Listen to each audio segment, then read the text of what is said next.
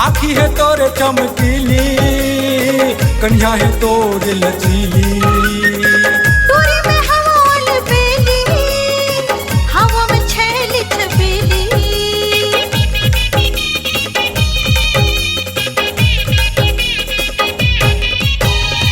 अंग है तोरे कस्तूरी, होठ तोरे बर्फीली।